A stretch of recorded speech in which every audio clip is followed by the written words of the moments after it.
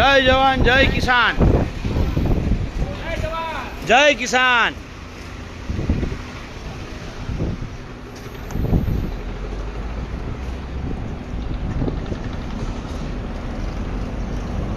સૌ પહેલા તો સરકારને સૂચના આપવા માટે ખેડૂતો આવી રહ્યા છે અને એની શરૂઆત આજે મોરબીથી જે દૂરના જિલ્લાઓ છે ત્યાંથી થઈ રહી છે। આજે જામનગર, દ્વારકા, કચ્છના ખેડૂતો રાત્રે મોરબી આવી અને રોકાઈ ગયા હતા અને સૌથી વધારે દ્વારકા, જામનગર, મોરબી, કચ્છમાંથી તો સિમ્બોલિક ટ્રેક્ટરોને બોલાવ્યા હતા, પણ અત્યારે મોરબીથી એક રેલી નહીં, રેલાની શરૂઆત થઈ છે। પરેશભાઈ જરાક સ્પીડથી આંકો એટલે આપણે આ રેલો ગાંધીનગર જાહે। અમે સરકારને કહ્યું હતું કે સરકાર શાનમાં સમજી જાઓ। જ્યારે ટંકારાથી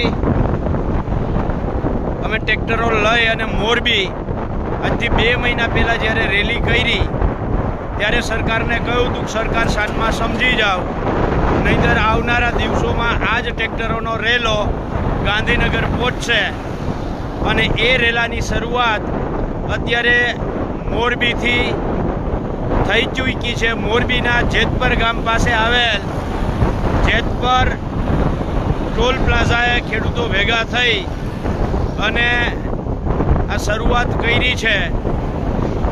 તમે જોતા રહ્યો પરેશભાઈ, તમે સ્પીડથી હલાવતા રહ્યો, વાંધો નહીં। આજે આગળ હળવદથી ખેડૂતો જોડાશે, ધાંગધ્રાથી ખેડૂતો ટ્રેક્ટર લઈને જોડાશે।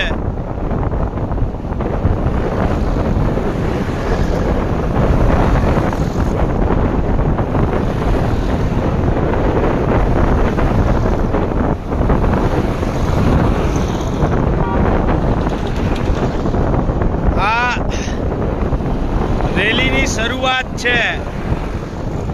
ધીરે ધીરે ધીરે આગળ જેમ જેમ આગળ આપણે વધશું એમ એમ ખેડૂતો ટ્રેક્ટર લઈને જોડાતા જશે। પરેશભાઈ વધારો, સ્પીડ વધારો, હજી આખરી રેલી દેખાડવી છે। જેમ જેમ આગળ વધશું એમ એમ આગળ ટ્રેક્ટરોની સંખ્યા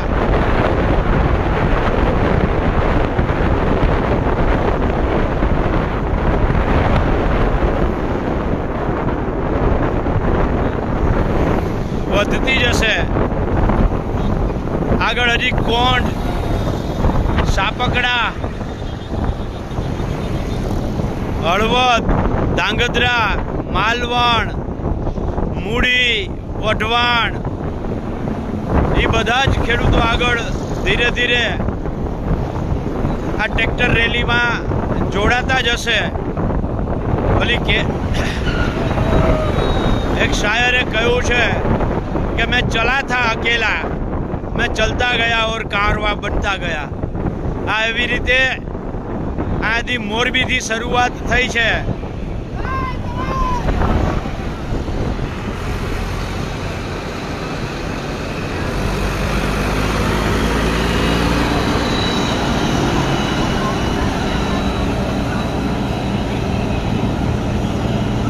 આ મોરબીથી શરૂઆત થઈ છે અને આવનારા દિવસોમાં એટલે કે આવતીકાલે સવારે 10 વાગે શાંતિપુરા સર્કલ અમદાવાદ ખાતે બધા જ ખેડૂતો, ચારે બાજુમાંથી જે ખેડૂતો આવે છે, વાવ થરાદથી ખેડૂતો આવતા હોય, બનાસકાંઠા, સાબરકાંઠાથી ખેડૂતો આવતા હોય,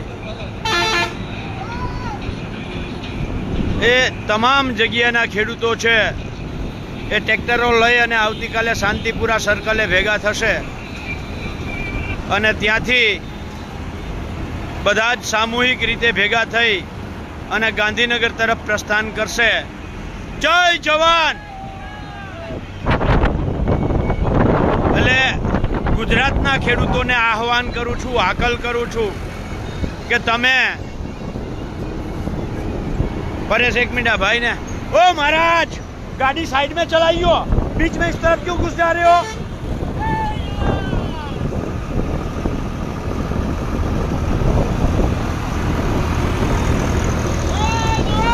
जय किसान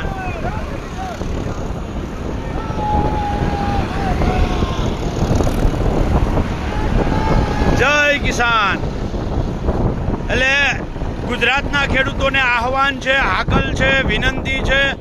ગુજરાતના ખેડૂતો પોતાના હક અધિકાર માટે ચાલો ગાંધીનગર. હવે તો એક જ ધોન 15 ઝોન, હવે તો એક જ ધોન 15 ઝોન. એટલે પધારો, આપણે સૌ સાથે મળી અને ગુજરાતના ખેડૂતોનો હક અને અધિકાર માંગીએ. જય જવાન, જય કિસાન.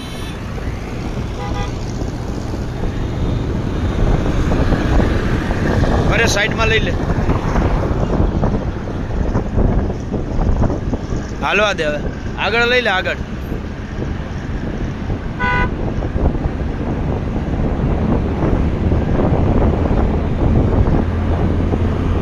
હજી તો આગળ ઘણા ટ્રેક્ટર છે, ગામ બહુ આગળ ફોલો કરી ગયા બધા.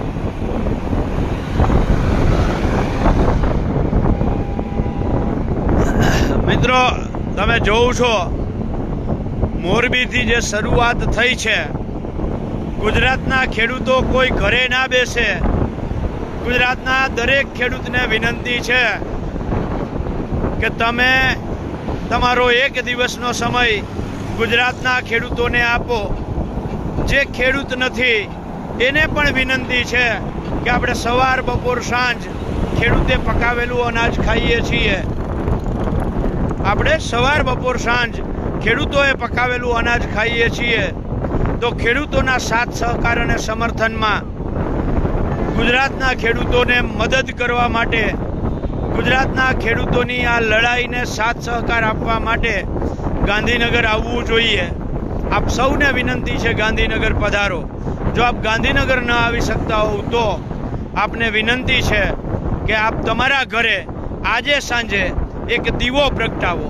આ સરકારને સદબુદ્ધિ આપવા માટે દીવો પ્રગટાવો, ખેડૂતોની આ લડાઈને બળ આપવા માટે દીવો પ્રગટાવો. એવી તમારા બધાય પાસેથી અમે અપેક્ષા રાખીએ છીએ. અને તમે આજે દીવો પ્રગટાવો, એ દીવાનો તમે એક સેલ્ફી લ્યો, વિડીયો બનાવો અને તમારા સોશિયલ મીડિયાના સાઇટ્સ ઉપર મૂકી અને લખો કે ગુજરાતના ખેડૂતોના સમર્થનમાં આ સરકારને સદબુદ્ધિ મળે, એના માટે અમે દીવો પ્રગટાવીએ છીએ.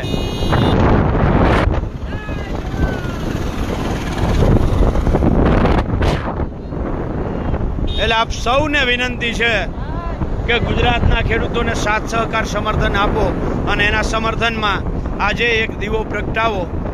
મિત્રો, બીજી એક ખાસ વાત, આ ડભોઈની અંદર, વડોદરાના ડભોઈમાં 3 દિવસ પહેલા વીજ લાઈનોમાં થાંભલો ઊભો કરતા હતા અને થાંભલો પડ્યો. ઊભો થઈ ગયા પછી તાર ખેંચતા હતા અને થાંભલો પડ્યો અને 3 મજૂરોના મૃત્યુ થયા છે.